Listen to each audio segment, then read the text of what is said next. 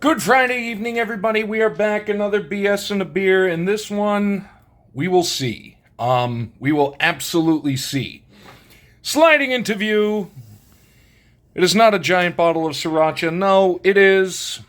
We'll see. Like I say, this is Rogue Sriracha Hot Stout. This is going to be interesting. Rogue Brewery out of, where are they? I think Newport, Oregon, if I will focus. But, let's see. Yep, Newport, Oregon. This is Rogue is one of the breweries that, they're not afraid to try stuff. Whether or not it works is a different story, but they're always willing to try stuff. This is an old one. I got it when it first came out back in 2014. So we're sitting there at 11 years old. It is 5.7%, which is giving me some worry. And it is a chili stout. So does it actually say anything about it? Maybe. Rogue Sriracha Hot Stout beer made from Huaifeng original hot chili sauce and sun-ripened Rogue farm ingredients, is ready to drink with soups, sauces, pizza, pasta, hot dogs, hamburgers, chow mein, or anything you'd like to wash down with a spicy kick. Well, we're going to find out. We're going to find out if a low-alcohol chili beer can hold up after 11 years. Well, I heard a little fizz, so we do have some carbonation. All right, bear with me a minute. I don't know, so let's find out together.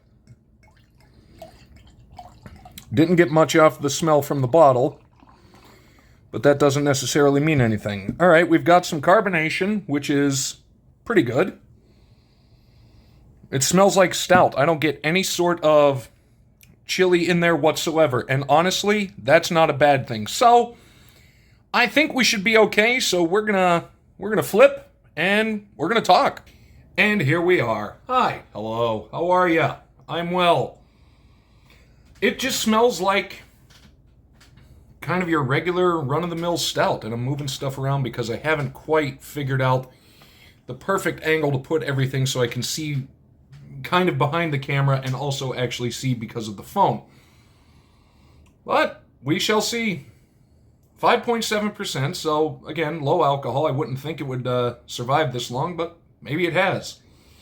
Fingers crossed. Otherwise, we're going to redo the intro.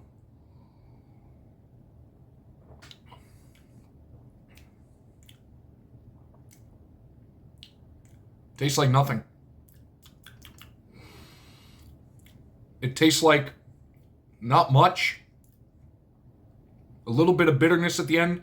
A little bit of spice. But that's about it. It's very thin. I mean, they classify it as a chili beer more than a stout per se, but I think it is a stout base, or maybe a porter base, because it is rather thin.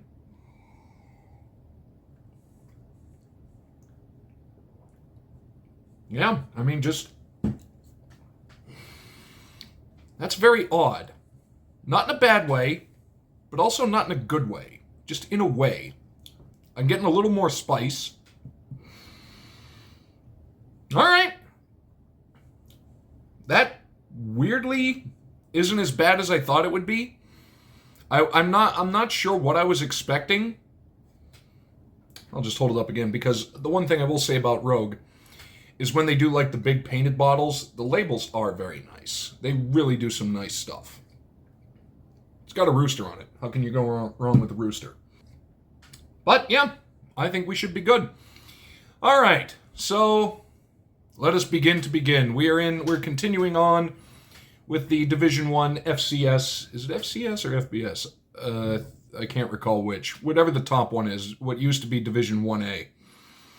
FCS, I believe, or FBS. I can't remember. Zach, put it up there, please. I've confused myself. We're moving on to the MAC, the Mid-American Conference. Put them up there. We've got 13 teams in this conference. However, next year, 2026, Northern Illinois will be leaving for the Mountain West Conference, which unfortunately has turned one of the games that was currently played this year into essentially defunct with them leaving. What do we have? 1, 2, 3, 4, 5, 6, 7 trophies two defunct, and one we already talked about. It was the Miami of Ohio versus Cincinnati, who was in the Big 12 for the victory belt. We've already talked about that, so we're going to just go right in.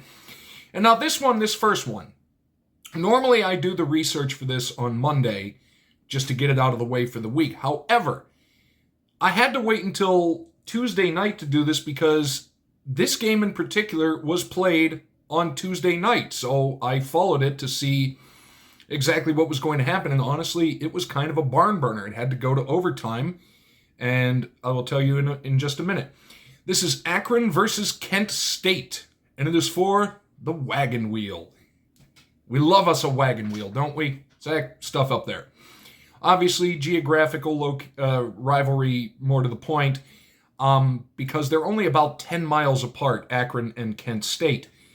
And the game that was just played recently, Kent State won. They currently have the wagon wheel. They won it the other day, 42-35 in overtime. It was a shootout, and it was, I kind of wish I could have watched it on TV. I didn't. I wasn't able to.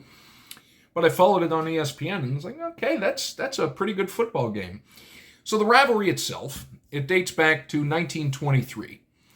The trophy, the wagon wheel itself, came around in 1946. Basically, it's a recreation of a wheel from a horse-drawn carriage, painted blue, one half painted blue, the other half painted gold for the team's respective colors. It was played sporadically early on in the history, up until 1992 when Akron joined the MAC, and then it became a yearly game, and it is still being played to this day. Like I say, it was just played on Tuesday. Now, I think it was the dean of, I can't recall, I think it was the dean of Kent State, kind of tried to make up a story behind the wagon wheel, saying that, there was a tie between this particular wagon. It was coming from one college to the other and got stuck in the mud. Complete fabrication. They just kind of made it. But it is really cool. Despite Kent State winning just the other day, Akron does have the lead in the series with a 29-2 record. It was played on Veterans Day with Kent State taking it. Next time, it will be played next year because it is a conference game and there are no plans for either Akron or Kent State to leave the MAC, so that is good. Moving along, and this one might go fast, and that's cool because at least we got some good ones, and there are a couple decent looking little trophies in here. This one is Ball State versus Indiana State. Again, geographic battle, but this is for the Blue Key Victory Bell. What a great name, don't you think? The rivalry itself dates back to 1924. In 1940, the trophy came around, and it was the Blue Key chapters of both Indiana State and Ball State agreed to donate the bell to the winner of the football game between the two schools. From 1924 up until 1991, it was played pretty much regularly. It's been sporadic since then. Last time it was played was 2023. However, it is still being scheduled. The next game will be September the 9th, 2028. So we have 3 years to wait. And right now, Ball State has the bell and the series lead with a 40-24-1 record. I love the fact, I'm going to go back to real quick to the wagon wheel. Like the fact that not only do they still take it seriously, but even back in the 1940s, after post-World War II, when they started doing the trophy series, that they would just be willing to make up a story. Because you know what? Much like with, anything involving a drink in some sort of bar setting, everything goes better with a good story. Okay, now it's starting to warm up. I've been holding it a little to kind of, because I've said before, the colder a beer is, the more the flavors are muted, which is why, beers like Coors Light and whatnot say drink ice cold. Well, there's a reason for that. They don't want you to taste it. Now we're getting a lot more flavors. Aromas, I should say. I haven't flavored it yet. We got a little more coffee, a little more chocolate. Okay, so stuff is starting to open up. Maybe that's all. Maybe it was just, locked in its prison for a little too long, but we're going to find out.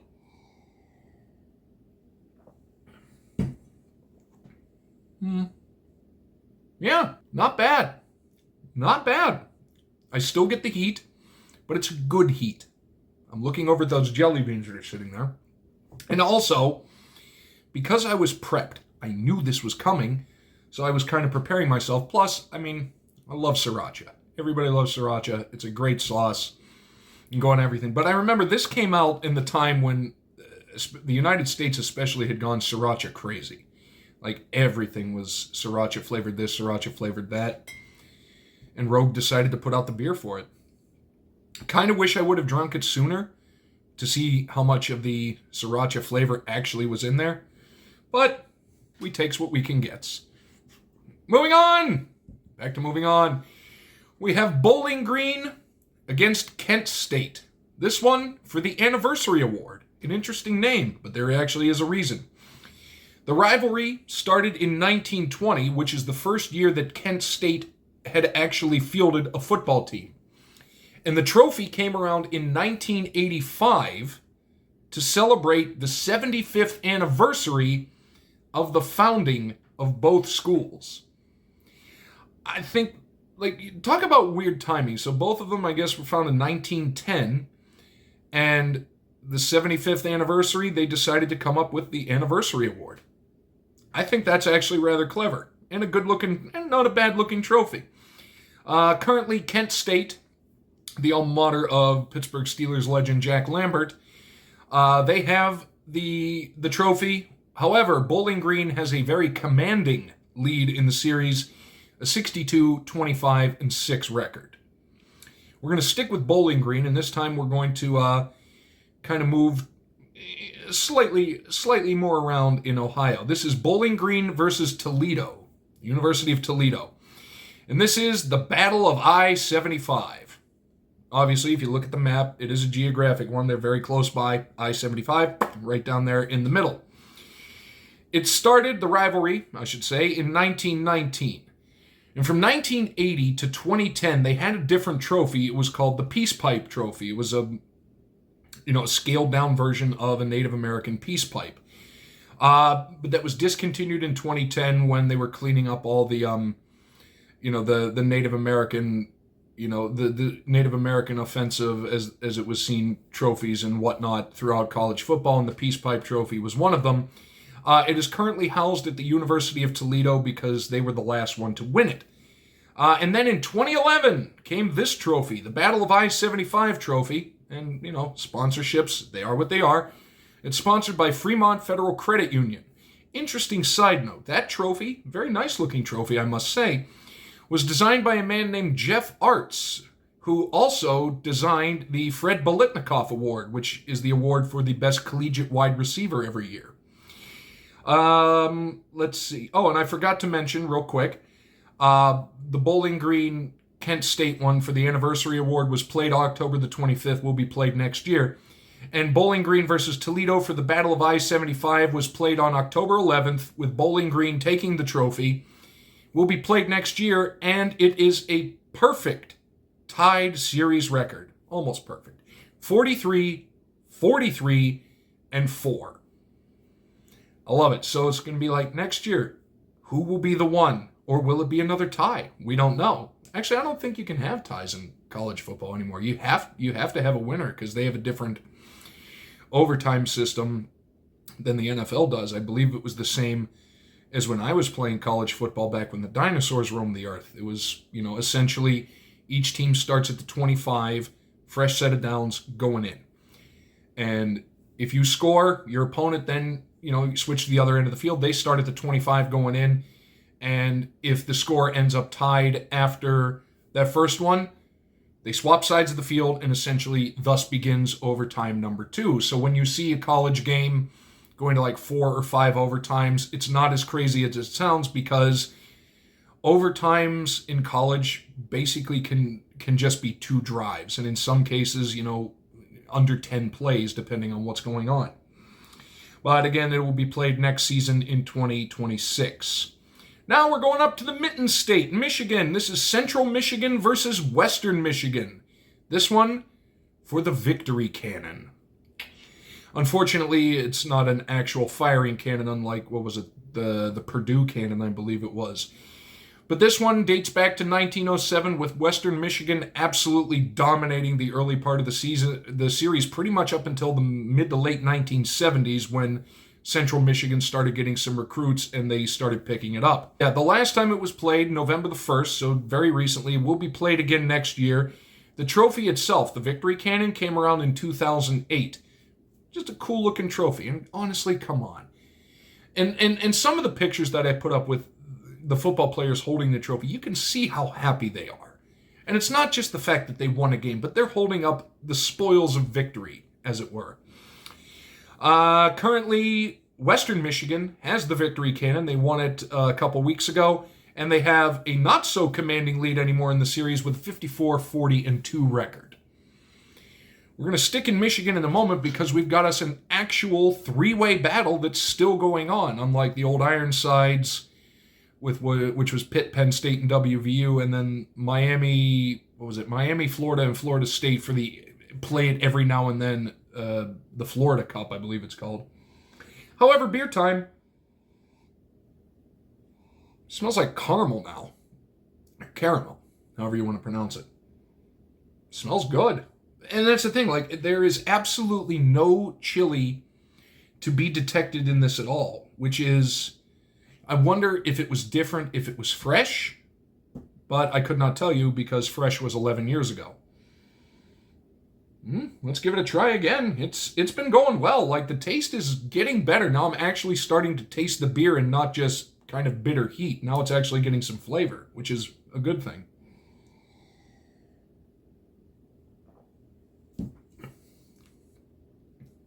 Yeah, now it's really starting to open up. Now I'm actually starting to get the chili. Instead of just the spice, I'm actually starting to get a little bit of that chili flavor, which is what we all know when we think of Sriracha. It's just nice. I wish, though, and granted, this is probably on me because it's been aging for a long time, I wish it was a little more robust. Wish it had a little more stout, a little more stout flavor. Because right now it's just kind of like bitter roast. Not bitter bad, but like roasted bitter. Like if you have like really dark chocolate or a really strong cup of coffee, that kind of bitter. But just I wish there was a teeny bit more flavor in it. Now, there's two left. But one of them is a three-way. This is Central Michigan, Eastern Michigan, and Western Michigan. Right up there. And this is for the Michigan Mac Trophy. I mean, come on.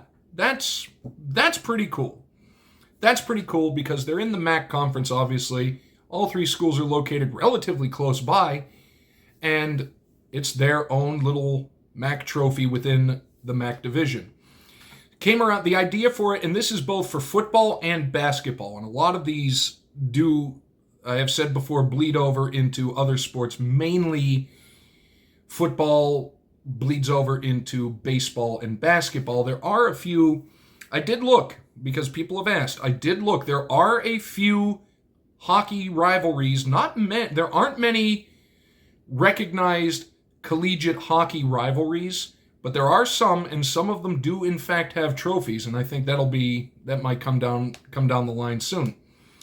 Anyway, where were we? Okay, so the Michigan Mac Trophy was created in 2005 by the Michigan Sports Hall of Fame. Okay, I like that.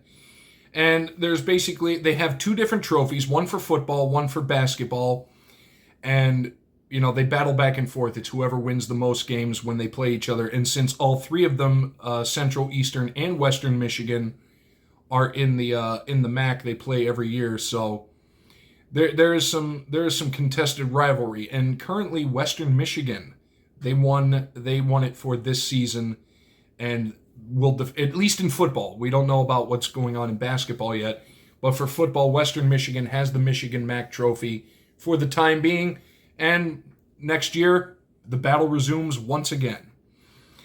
And the final one. This one has an interesting little history, and it's still being played, but I don't know for how much longer. This is Ohio, the University of Ohio, the Bobcats, versus Marshall.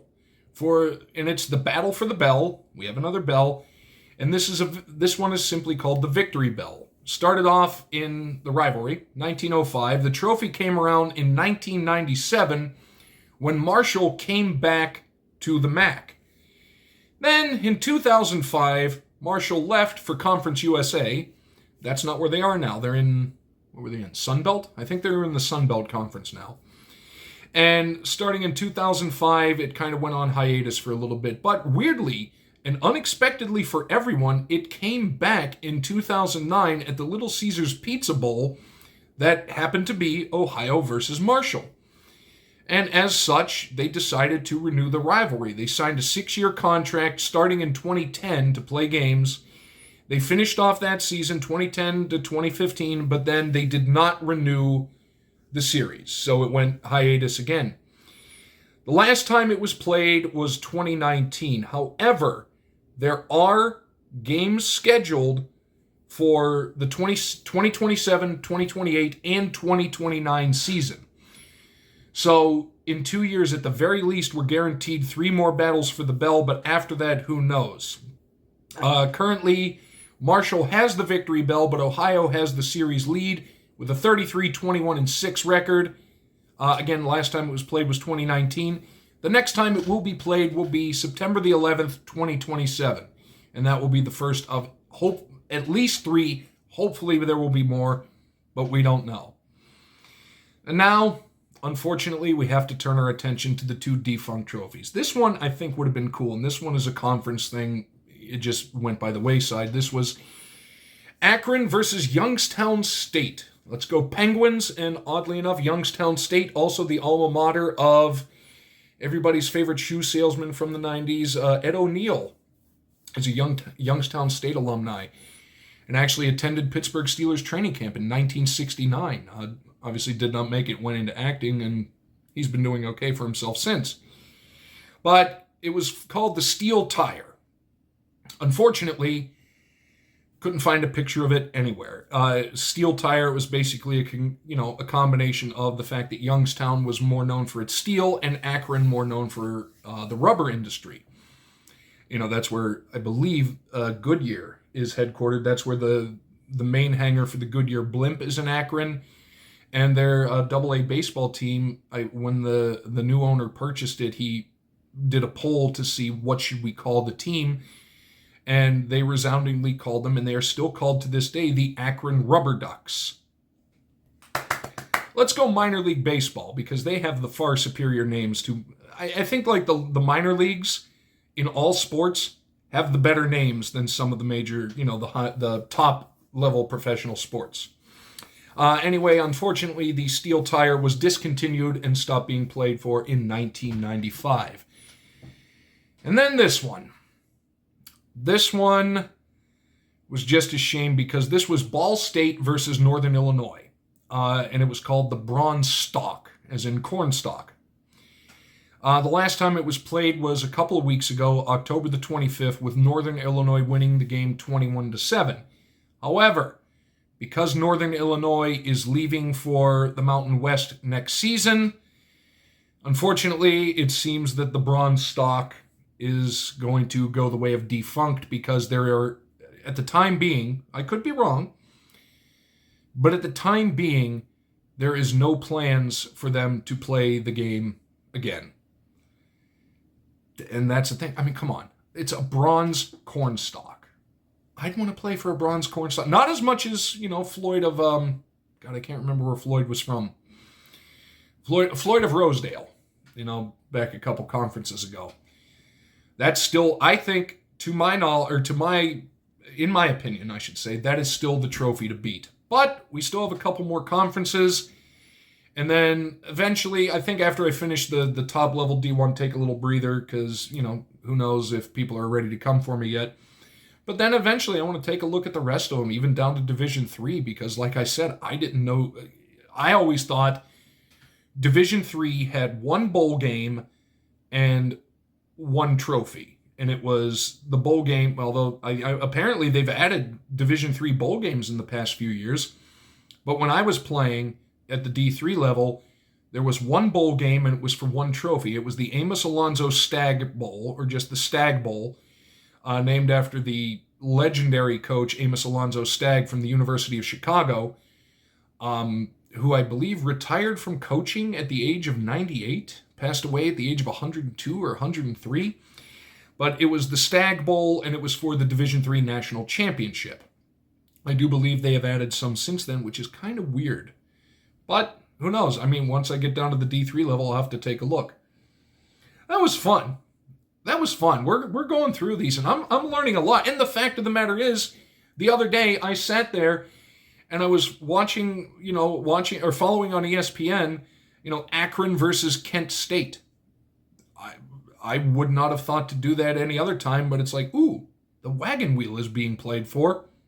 I want to watch and see who wins. And like I say, it was a good game. A rather good game. I mean, 42-35 in overtime. Both of the quarterbacks were on fire. I think between the two of them, there was 7 or 8 passing touchdowns. Like, a lot was going on in that football game. So let's go MAC. That's where that's where some of the real hardcore football's being played at the top level, the D1A. I keep forgetting FBS. I think it's FBS, the Football Bowl Championship. I think. Either way, we'll put it. It'll have been put up there somewhere. But that's going to do it. That was a fun one, and actually a beer that was, thank God, a lot better than I thought. So we're going to have one more sip. It is from Oregon, so not butchering any other foreign language again. You're welcome, rest of the world. Coming up tomorrow. This one came to me out of the blue. And basically, it came about because I've been opening up a lot of, thanks to Julie Farnham, I opened up a couple of boxes of Godzilla trading cards, and I have expressed many times my love for kaiju movies, what the Japanese would refer to as the giant monsters. So we're going to talk about one of the more interesting kaiju movies tomorrow. The movie, and not for the movie itself. The movie itself was what it was. Just your standard giant monster movie is what it is. But it's the backstory behind this one that I think is the most intriguing, considering where it was made, how it was made, and what happened to lead it to be made. That's going to be, I really hope you guys enjoy that one tomorrow, because and I have seen the movie. You can find it if you look hard enough. Eventually, it was released on DVD in the United States, I think in the 2000s, and this movie came out in 1985, so let's put it that way. See if you can garner any information out of that. But that is going to do it, so you'll have to see tomorrow. So I'm going to raise my glass one more time. Cheers, my friends, if you're having one along with me. Hopefully it's something fresh and not an 11-year-old Sriracha beer. Not that it's bad, just this one's more on the unusual side. So we're going to wrap it up. I'm going to say goodnight. We're going to go over, say hello to Aaron, Sports Cards and Things on Aloha Friday. And I'm going to leave you, I'm going to leave you with this parting thought. And we're all guilty of this one. Essentially, while we all will pull out our phones to check the time, if you think about it, we're actually reverting back to the era of pocket watches. Have a good night, everybody.